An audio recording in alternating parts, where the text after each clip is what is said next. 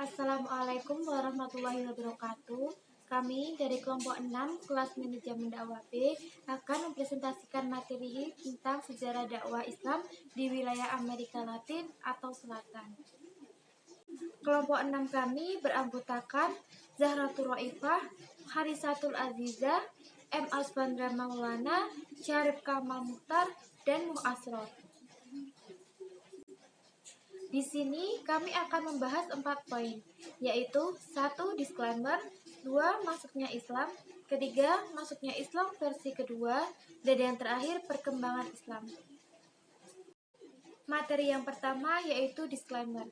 Selama ini, kawasan Amerika, baik itu Amerika Utara, Tengah, dan Selatan, lebih dikenal sebagai kawasan dengan populasi penduduk yang beragama Kristen. Jika Amerika Utara dihuni mayoritas Kristen Protestan, maka Amerika Tengah dan Amerika Selatan lebih didominasi oleh penduduk yang beragama Katolik. Kondisi ini disebabkan oleh latar belakang sejarah Amerika sendiri yang dijajah oleh Portugis, Spanyol, Inggris, dan Prancis. Jika agama Kristen menjadi mayoritas di Amerika, maka penduduk Amerika yang beragama Islam adalah minoritas. Muslim di Amerika yang minoritas jarang diberitakan, sehingga seringkali terdapat anggapan bahwa Islam tidak cukup eksis di Amerika. Kedua, masuknya Islam. Mayoritas Muslim di Amerika merupakan keturunan dari negara-negara Timur Tengah seperti Lebanon, Suriah, dan Palestina. Tempat ibadah seperti masjid pun sudah tersebar luas dan dapat dengan mudah kita temukan di benua Amerika. Namun, meskipun Islam sudah tersebar luas di benua Amerika, ada beberapa kota di Amerika Latin seperti Brazil, Argentina, Venezuela, dan Kolombia yang butuh waktu cukup lama sampai akhirnya Islam dapat diterima di Amerika Latin.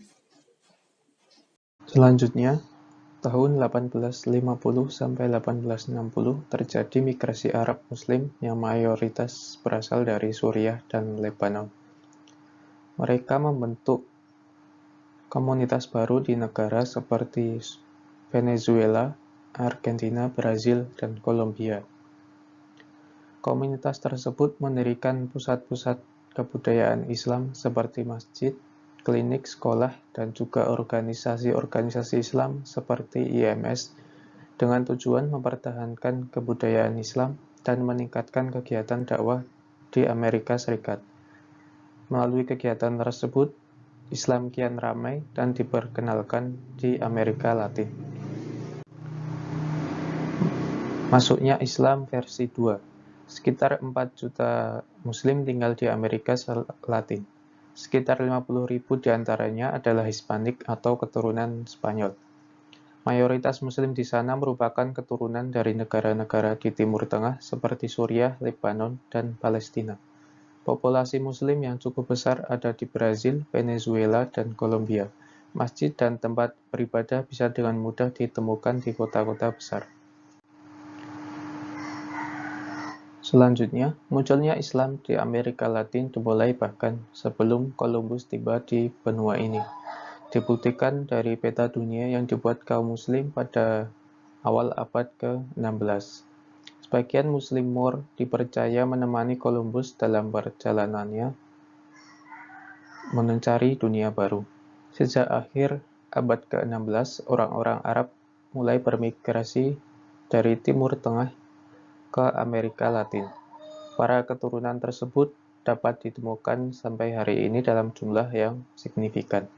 Selanjutnya, imigran dari Suriah, Lebanon, dan Palestina meningkat selama pertengahan abad ke-20 setelah pendudukan Israel di Palestina dan sekitarnya. Muslim ini sebagian besar berdagang dan memiliki pengaruh dalam perdagangan lokal.